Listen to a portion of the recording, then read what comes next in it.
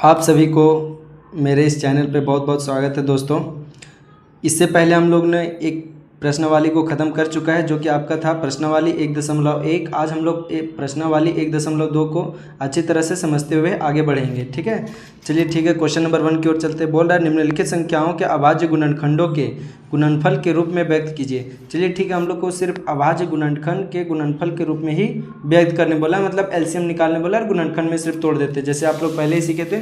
चलिए ठीक है, तो क्वेश्चन नंबर 1 में आपका 140 दिया हुआ है, तो हम लोग 140 का गुणनखंड करेंगे। चलिए ठीक है दोस्तों, तो 140 का करते हैं हम यहाँ पे। तो यहाँ पे आपका 140 है, इसका आप लोग एलसीएम कर दीजिए। 2 से जा रहा है 70 बार में जाएगा, 2 से जाएगा फिर से यहाँ पे 35 बार में, यहाँ से 5 से जा रहा है आपका, तो यहाँ पे आप 7 बार में, और 7 से जा रहा है आपका 1 बार में आपका खत्म हो जाएगा। मतलब 140 का गुणनखंड क्या हुआ, तो 140 का लिख सकते हैं आप 2 गुना 5 गुने 7 लिख दीजिए, यही आपका आंसर हो जाएगा। आपको सिर्फ व्यक्त करने बोला था कि अभाज्य गुणनखंड के रूप में व्यक्त कीजिए। क्वेश्चन नंबर 1 का 2 नंबर में चलते हैं दोस्तों। यहाँ पे बोल रहा है आपका 156 का अभाज्य गुणनखंड करने के लिए, तो 156 का हम लोग अभाज्य गुणनखंड करेंगे, मतलब कि यहाँ पर से हमको इसका भी एलसीएम लेना है 156 का। अब यहाँ से देखिए ये 2 से जा रहा है, 7 दूना 14, 1 और 6 16, 8 दूना 16, फिर यहाँ से जा रहा है ये 3 दूना 6, 1 और 8 18। उसके बाद देख रहे हैं कि 13 3 39 होता है, मतलब ये 1 और ये 3 और ये 13 बार में जा रहा है, मतलब 1 बार में, तो ये 156 का आप यहाँ पे लिख सकते हैं बराबर 2 × 2 × 3 × 13, ये आपका आंसर हो जाएगा। क्वेश्चन नंबर 3 की ओर चलते हैं दोस्तों। सिर्फ और सिर्फ आपको अभाज्य गुणनखंड में इसको तोड़ने बोला है, तो हम यहाँ पे अभाज्य गुणनखंड के रूप में तोड़ते जा रहे हैं। उसके बाद फिर आपका कितना है, तो आपका है 3 नंबर में 3825 का इसका आपको करके दिखाना है। तो आप इसका भी उसी तरह से एलसीएम लीजिएगा दोस्तों। क्या होगा आपका 3825 का एलसीएम।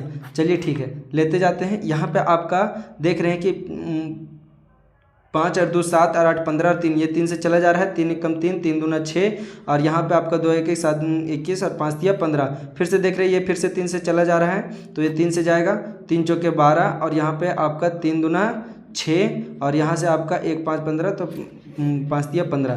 फिर यहाँ पे देख रहे हैं 4 2 6 और 5 11, 5 से ये जा रहा है, तो 5 से इसको ले जाएंगे, तो ये 8 5 40, 8 5 40 हो जाएगा, 2 और 5 25, मतलब कि ये फिर से 5 बचेगा।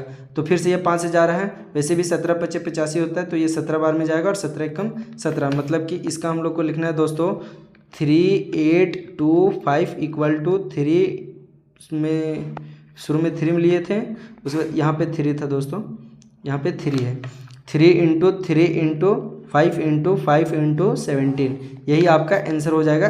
बस आपको गुणनखंड में सिर्फ तोड़ने बोला था। नेक्स्ट क्वेश्चन की ओर चलते हैं। क्वेश्चन नंबर 4 की ओर चलते हैं। ये आपका है 5005 है, इसको भी हम लोग एलसीएम करेंगे, तो 5005 को ऐसे लिख देंगे, और ये देख रहे हैं कि ये 3 तो नहीं जाएगा, 2 भी नहीं जाएगा, तो 5 से जा रहा है, 5 1 5, ये 0 और फिर से ये 5 1 5। अब देख रहे हैं कि ये विषम संख्या को जोड़ने पर यहाँ विषम संख्या को जोड़े और यहाँ सम संख्या को जोड़े तो घट जा रहा है, मतलब 1 0 बच रहा है, तो ये 11 से कट जाएगा। तो यहाँ पे आप लोग 11 से, या फिर ये देख रहे हैं 7 से भी कट जाएगा दोस्तों, क्योंकि यहाँ पे 7 से भी कट रहा है, तो यहाँ पे इसको लिख सकते हैं 7 एकम 7, और यहाँ से आपका 3 और 0 30, 7 चौका 28, 2 और 1 21, 7 तिये 21। अब 11 से ले लीजिए, तो अब 11 से यहाँ से हम लेंगे, तो 11 एकम 11, और यहाँ से आपका 3 बचेगा, 3 और 3 33, तो 11 तिये 33। अब उसके बाद फिर से 13 से ले लीजिए, 13 बार में 1 बार में ख़त्म हो गया। अब यहाँ हम देख रहे हैं कि 5 0 0 5 है, इसका गुणनखंड 5 × 7 × 11 × 13, यही आपका आंसर हो जाएगा। नेक्स्ट क्वेश्चन की ओर चलते हैं। आपका जो लास्ट है आपका 5 नंबर में, क्वेश्चन नंबर 1 का लास्ट है 7429, इसका भी हमको एलसीएम करना है दोस्तों। तो यहाँ पे इसका एलसीएम करके देखते हैं 7429। देख रहे दोस्तों, ये 4 2 6 और ये मतलब कि उससे नहीं कटेगा, तो हम लोग को कुछ और देखना।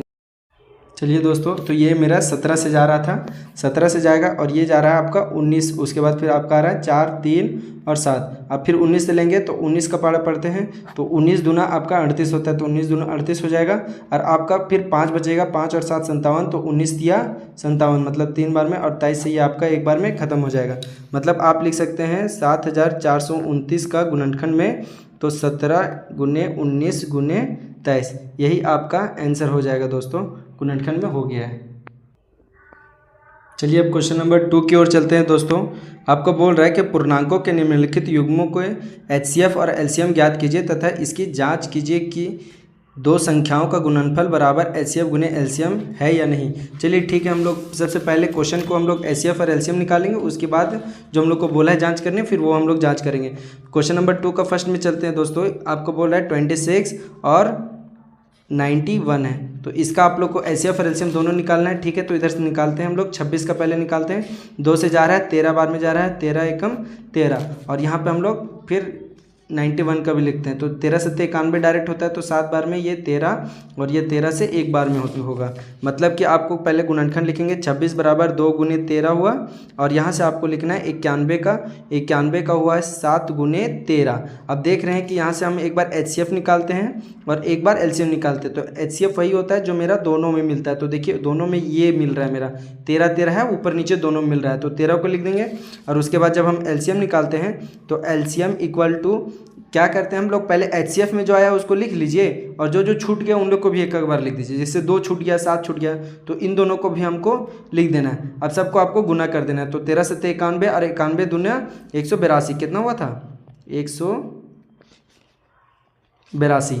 चलिए ये आपका एचसीएफ और एलसीएम दोनों निकल के आ गया। अब हम लोग को जांच भी करना है कि इसका एचसीएफ मतलब दोनों संख्या का गुणनफल बराबर एचसीएफ तो इंटू एलसीएम। तो हम लोग को यहाँ पे लिखना है कि दो संख्याओं का गुणनफल सिंस करके लिख देते हैं, दो संख्याओं का गुणनफल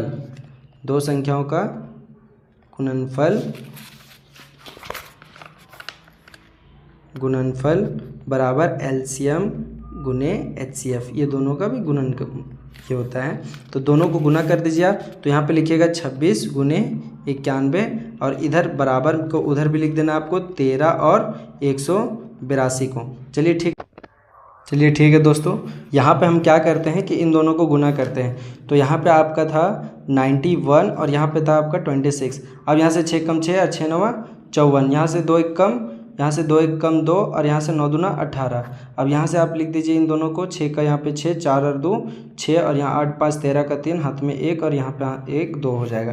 मतलब आपका कितना आया है, तो आपका आया है 2366 बराबर। इन दोनों को गुना कीजिए, 13 दूना 26 का 6, 13 8 104 और 2 हाथ वाला 106 का, हाथ में 10, 13 कम 13 और 10 23। देखिए दोनों तरफ बराबर आया, मतलब कि आपका RHS यहाँ पे लिख दीजिए LHS बराबर RHS, यही आपका आंसर हो जाएगा।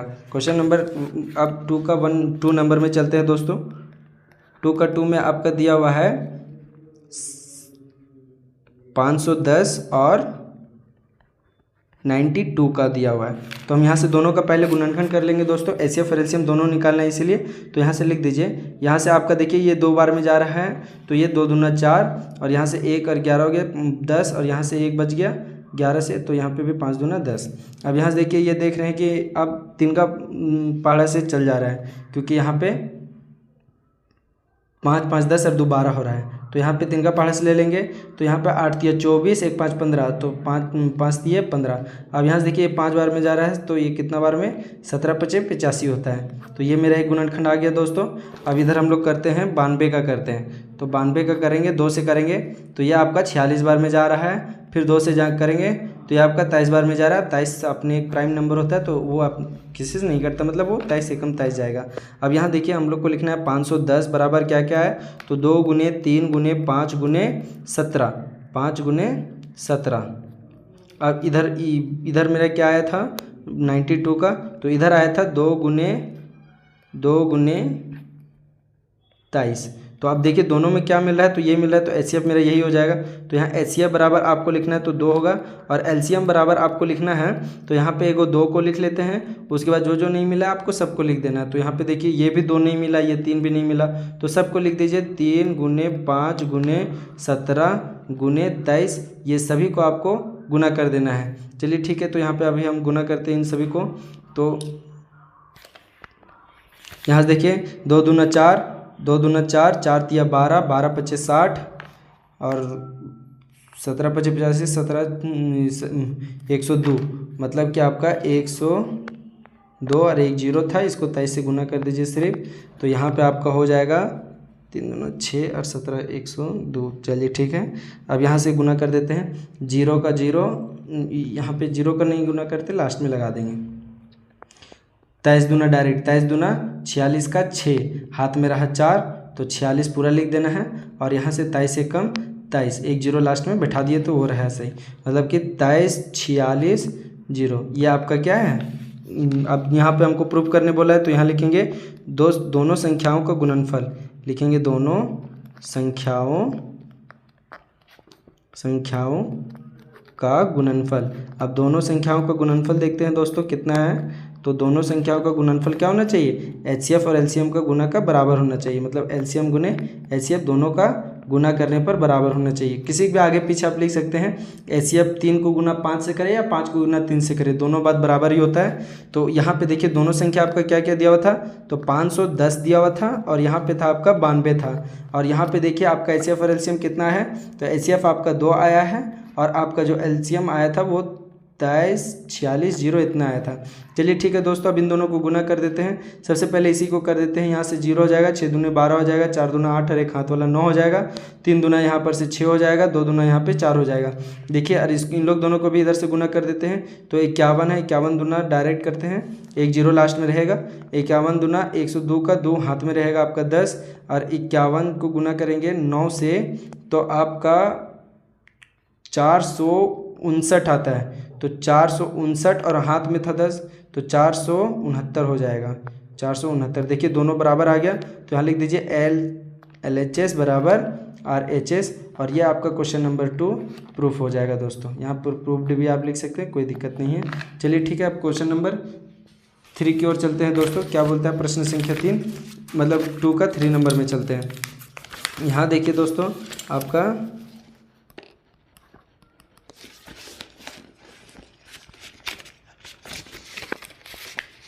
3 नंबर में चलते हैं। बोल रहा है कि 336 और 54 का निकालने बोला है। तो हम लोग क्या करेंगे, सबसे पहले इन दोनों का गुणनखंड कर लेंगे, मतलब 336 को 2 से लीजिए पहले, तो 16 दूना 32 हो जाता है, 1 बच गया, फिर 8 दूना 16 चला गया, फिर 2 से लीजिए तो 8 दूना 16, 4 दूना 8, फिर 2 से लीजिए, फिर 4 यहाँ से 2, फिर यहाँ से 2 से लीजिए, फिर यहाँ से 21, फिर 3 से लीजिए तो यहाँ से 7 21 और 7 बार में लीजिए, एक बार में ख़त्म हो जाएगा। अब उसके बाद फिर यहाँ पे लेके देखते हैं दोस्तों कितना है, 54 है। तो हम जानते हैं यहाँ से ये 2 से जा रहा है तो 27 दूना 54, फिर यहाँ 3 से लेंगे तो 9 बार में, 3 से लेंगे तो 3 बार में, और 3 से लेंगे तो 1 बार में ख़त्म हो जाएगा। अब यहाँ से दोनों का गुणनखंड को लिख दीजिए दोस्तों।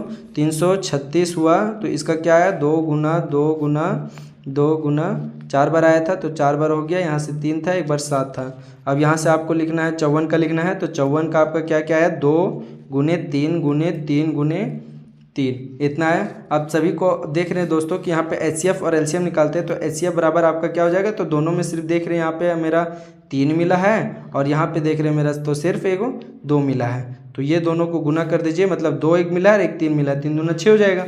और यहाँ से आपको एलसीएम निकालना है, तो एलसीएम बराबर हम पहले एचसीएफ को लिख लेते हैं और उसके बाद जो जो बचा है सबको लिख दीजिए। तो यहाँ से देखिए 2 2 कितना बार बचा है, 1 2 3 को बचा है, तो यहाँ से लिख दीजिए 2 लिख दिए। अब यहाँ से 3 3 भी 2 को बचा हुआ है तो 3 गुने 3 भी लिख दीजिए, और यहाँ से देखिए 7 बचा है तो 7 को भी लिख दीजिए। अब जितना भी आएगा सबको गुना करके और आपको लिख देना है। तो यहाँ से गुना करते जाते हैं, यहाँ पे 7 या 21 डायरेक्ट गुना करते हैं दोस्तों, 6 9 54, 9 से खाली गुना कर देंगे उसको तो आ जाएगा, मतलब 336 को 9 से ही गुना कर दीजिए तो आपका आंसर आ जाएगा, क्योंकि यहाँ 3 3 9 हो गया और यहाँ पे आपका 336 आ रहा है। 6 दूनी 12, 6 दूनी 12, 12 दूनी 24, 24 दूनी 48, 48 और 48 और 7 आपका हो जाता है 48 7 336। चलिए ठीक है, इसको 9 से गुना कर दीजिए, आपका आ जाएगा 6 9 54 का 4, और फिर यहाँ पे 3 9 27 और 5 हाथ में था तो 32 का 2 हाथ में रहा 3, फिर 3 9 27 और 3 30 इतना आया। तो लिख दीजिए इसको 30 24, यही आपका एलसीएम का आंसर हो जाएगा। अब दोनों संख्याओं का गुणनखंड बोला है तो लिखेंगे दोनों संख्याओं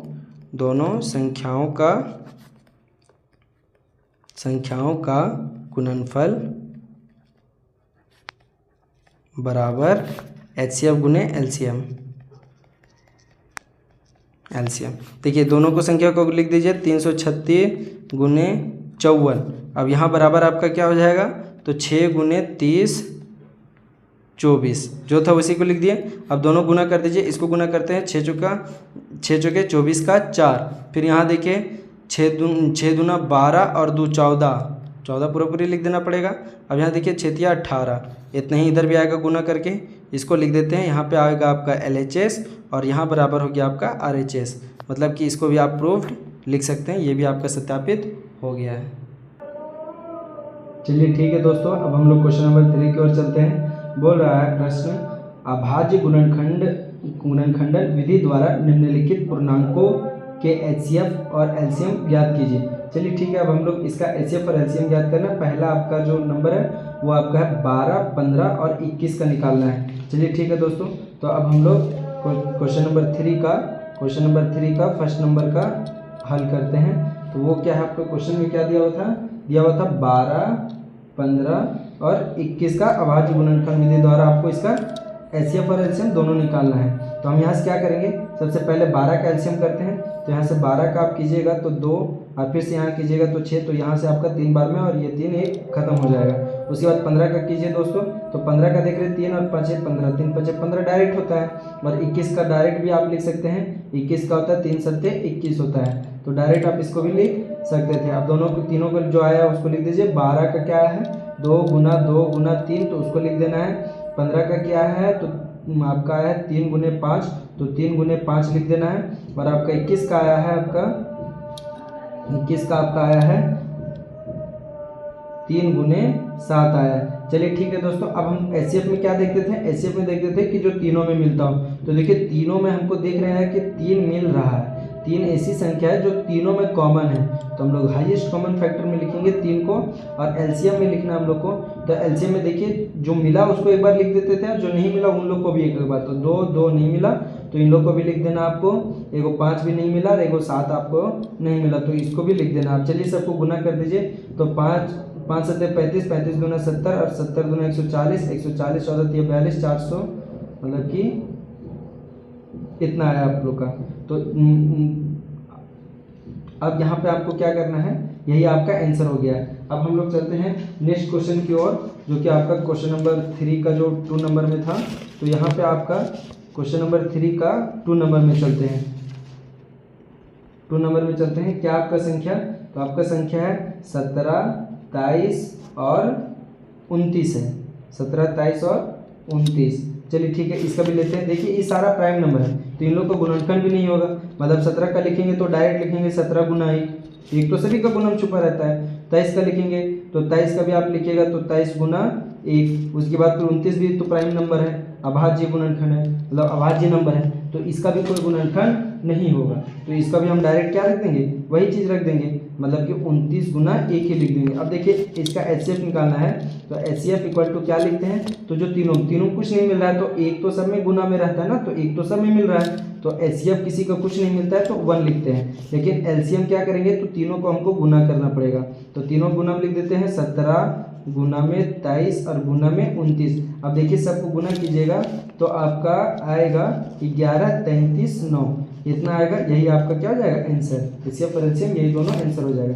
नंबर 3 में चलते हैं, आप क्वेश्चन नंबर 3 में चलते हैं। आपका बोल रहा है कि 8, 9 और 25 का HCF और LCM दोनों निकालने के लिए। ठीक है दोस्तों, इसका आप देखिए हम उधर LCM लेके बनाए थे, लेकिन यहाँ पे आप डायरेक्ट लिख सकते हैं कि 8 को आपको पता होगा, तो 2 दूना 4 दूना 8 होता है, मतलब 3 बार 2 आता है। 9 का कीजिएगा तो 3 गुने 3 आता है। 25 का कीजिएगा तो 5 गुने 5 आता है, 5 गुने 5 आता है। अब यहाँ देखिए कोई भी किसी से नहीं मिल रहा है, तो कुछ नहीं मिल रहा है, तो हम बताए थे कि सबके साथ गुना में 1 छुपा रहता है, तो 1 तो तीनों मिल रहा है, तो हम यहाँ HCF में लिखेंगे 1 लिखेंगे। और उसके बाद LCM में आपको निकला है, तो LCM में तीनों गुना कर देना। अब देखिए 2 2 2 नहीं मिल रहा है, 3 बार है तो तीनों बार 2 लिख देंगे। 3 भी आपका नहीं मिल रहा है तो 3 को भी लिख देंगे। 5 भी आपका नहीं मिल रहा है तो आपका 5 को भी लिख देंगे। अब देखिए यहाँ से हम जानते हैं कि यहाँ से आप 2 और 5 मिलकर 1 0 बनाएगा, यहाँ से 2 और 5 मिलकर 1 0 बनाएगा, मतलब इन लोग 2 0 बन गया है। तो अब इन लोग को गुना कर देते हैं, 3 3 9, 9 दूना 18, तो आपको कुछ नहीं करना है, 18 लिख देना है और 2 जीरो लगा देना है, क्योंकि ये और ये इसको गुना कीजिएगा तो 100 आएगा, 100 से गुना कर दिए समझिए। चलिए ठीक है दोस्तों, तो यही आपका एचसीएफ और एलसीएम हो जाएगा। क्वेश्चन नंबर 4 की ओर चलते हैं। क्या बोलता है क्वेश्चन नंबर 4 का हल करते हैं। देखिए 4 में आपको बोल रहा है कि यहाँ पे आपका जो एचसीएफ इतना और इतना का दिया हुआ है, एलसीएम इन दोनों का निकालना है। तो अभी हम लोग थोड़ा देर पहले एक फॉर्मूला का यूज करते थे, दो संख्याओं का गुणनफल बराबर एचसीएफ गुने एलसीएम यूज करते थे, वही फॉर्मूला का हम लोग यहाँ पे यूज करेंगे और निकालेंगे। चलिए ठीक है, तो आपका दो संख्या दिया हुआ है, तो संख्या कितना कितना है, तो आपका दो संख्या है, तो लिख दीजिए पहली संख्या। दो संख्या तो एक पहला संख्या और एक दूसरा संख्या होगा, तो पहला संख्या बराबर आप लिख दीजिए, यहाँ पे 306 था तो 306 लिख देंगे, और आपका दूसरा संख्या जो हो जाएगा, वो दूसरी संख्या जो हो जाएगा वो आपका 657 हो जाएगा।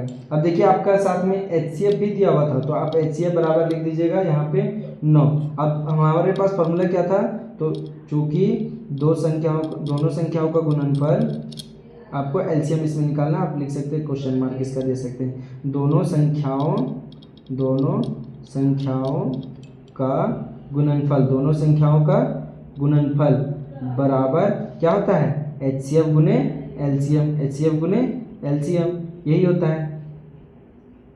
तो यहाँ से देखिए दो संख्याओं का गुणनफल मतलब 306 और 657 का गुणनफल कर देना है, तो 306 गुना 657 बराबर एचसीएफ एलसीएम। तो यहाँ देखिए एचसीएफ का वैल्यू 9 दिया हुआ है, लेकिन एलसीएम का कुछ दिया हुआ नहीं, तो इसको ऐसे ही रहने देंगे। अच्छा आप बताइएगा दोस्तों, कोई भी चीज़ अगर गुना में रहता है, इक्वल टू का उस साइड भेजते हैं, अपोजिट में भेजते हैं, तो डिवाइड में चला जाता है। मतलब यहाँ 306 का 6 रहेगा और यहाँ 657 का आपका रहेगा। अब देखिए ये आपका आ जाएगा 9, भागम आ जाएगा। अब देखिए कोई कट रहा है तो काट दीजिए, देख रहे हैं ये कट रहा है, कितना बार में कटेगा, तो 9 1 का 9 1 कट गया, और ये आपका कटेगा 3 9 27, 3 बचा, 3 और 36, 4 9 36। अब इसको इन दोनों को गुना कर दीजिए, वही आपका एलसीएम बचेगा। इन दोनों को गुना कर देते हैं दोस्तों, यहीं पे 657 है, इसको गुना करना है 34 से, 7 चौके 28, 5 चौके 20, 20 और 2 हो गया 22, 6 चौका 24 और 2 26। अब यहाँ से 7 दिया 21, और यहाँ से आपका 5 दिया 15 और 2 17 और 6 दिया 18 और एक हाथ वाला 19, सबको जोड़ दीजिए। 8 यहाँ से 3, यहाँ से 6 7 13, हाथ में 1, और यहाँ से आपका 12 2 हाथ में 1, और यहाँ से आपका 2, मतलब आपका एलसीएम जो बचा गुना करने पर 2 2 3 3 8 बचा, और यही आपका क्या बच गया एलसीएम। तो एलसीएम को आप पहले भी लिख सकते हैं, तो एलसीएम इक्वल टू 2 2 3 3 8, यही आपका आंसर हो जाएगा दोस्तों। कोई भी प्रश्न में अगर दिक्कत है तो वो कमेंट में जरूर कीजिएगा दोस्तों।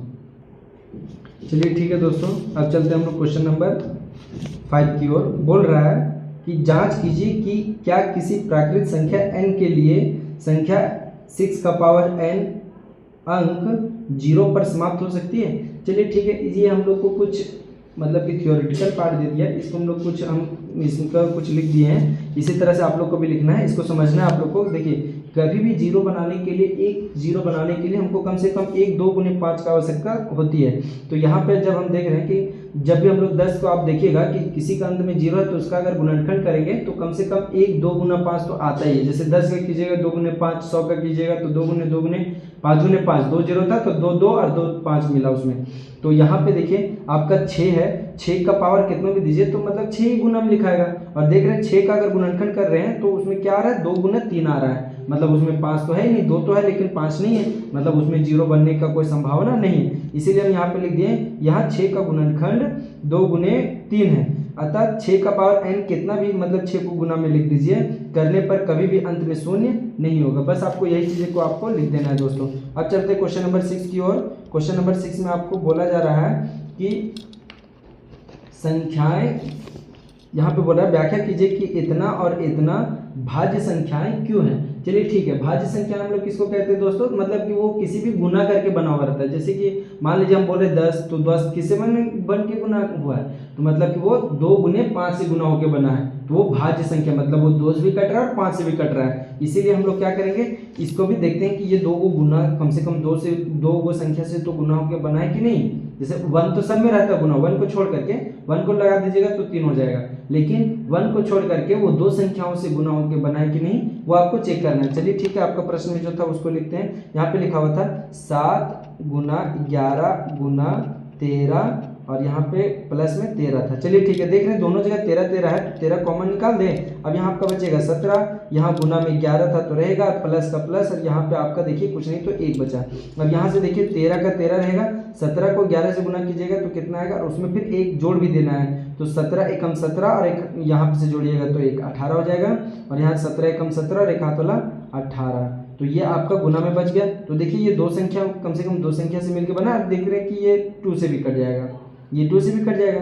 तो अब आप इसको लिख सकते हैं कि मतलब कि ये दोनों संख्या से गुना जो भी बनेगा वो भाज्य संख्या है। देख रहे हैं दोस्तों, क्योंकि ये क्या है, गुना होकर बना है। साथ ही साथ आपके पास एक और दिया हुआ था, 7 गुना 6 गुना 5 गुना 4 गुना 3 गुना 2 गुने 1 और प्लस में 5 दिया हुआ था। तो हम क्या करेंगे, यहाँ पे देख रहे 5, यहाँ पे भी देख रहे 5, तो 5 आपको कॉमन ले लेंगे। अब 7 गुने 6 गुने 4 गुने 3 गुने 2 गुने 1, और यहाँ पे देखिए प्लस में आपका 1 बच जाएगा, क्योंकि इसको निकाले तो इसके साथ 1 बचा था तो 1 आपका बच जाएगा। अब यहाँ देखिए सबको गुना कर देना है, आपको गुना करने की आवश्यकता नहीं। देखिए 5, अब कोई भी संख्या ही बचेगा तो आप यहाँ पे गुना करके लिख भी सकते हैं। तो यहाँ से 6 7 42, और 42 को 4 से गुना कर दीजिए दोस्तों, तो 42 को 4 से गुना कर देंगे तो 4 गुना 8 हो जाएगा, और 4 चौका 16 हो जाएगा, तो इतना आएगा। और उसके बाद फिर हमको करना है 3 दूना 6 से गुना करना है, तो यहाँ से 6 से गुना करके लिख देते हैं। तो यहाँ पे आपका हो जाएगा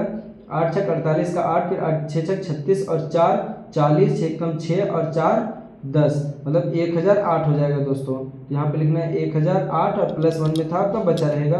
अब यहाँ देखिए गुना में 1009 हो जाएगा। अब देखिए 2 संख्या है तो गुना में है ही है, और इसमें 1 का गुना भी छूटा हुआ, मतलब कि ये 2 संख्या से 5 से गुना करेंगे तो कोई भी संख्या को तो वो भाज्य संख्या ही बनेगा। तो लिखना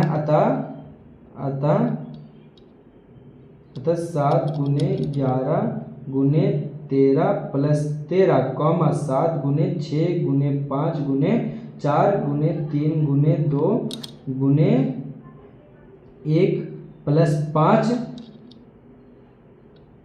एक भाज्य संख्या है।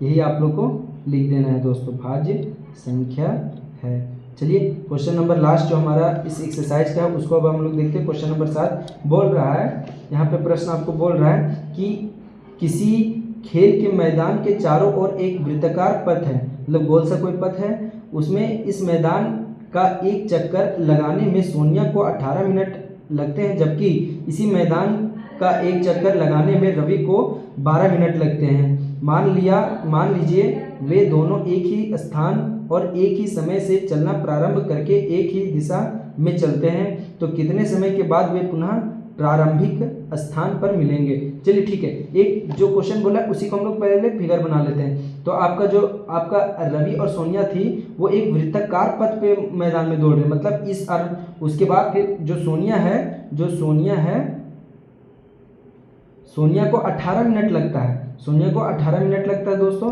और जो रवि है उसको रवि को 12 मिनट लगता है दोस्तों। चलिए ठीक है, 12 मिनट लगता है। अब मान लेते हैं कि वो कोई फिक्स पॉइंट पे एक ही दिशा में एक ही साथ एक ही समय पर निकल रहा है। तो मान लीजिए ये पॉइंट से निकला है, तो यहाँ से दोनों निकला है, तो एक वो चल रहा होगा 18 मिनट का रफ्तार में, एक चल रहा होगा 12 मिनट में पर सर्कल में। तो एक सर्कल ही जब 18 मिनट में मारेगा, मतलब कि आपको ये गोल गोल दोनों घूमते रहेगा, वो न्यूनतम समय बताना है कि दोनों एक साथ मिल जाएगा। तो शुरुआती में कब मिलेगा वो निकालने के लिए हमको एलसीएम निकालना है। एलसीएम निकालेंगे तो वो कब मिलेगा, लोवेस्ट में सबसे कम, मतलब कि शुरुआती मिलन कब होगा, तो एलसीएम में निकालेंगे तो हमको पता चल जाएगा। तो यहाँ देखिए हम सबसे पहले 18 को लिखेंगे और यहाँ से हम लिखेंगे 12 को लिखेंगे, दोनों को गुणनखंड में लिख दीजिए दोस्तों। तो यहाँ पे आपका आएगा 2 गुने 3 आएगा, इसका भी आएगा 2 गुने 3 आएगा।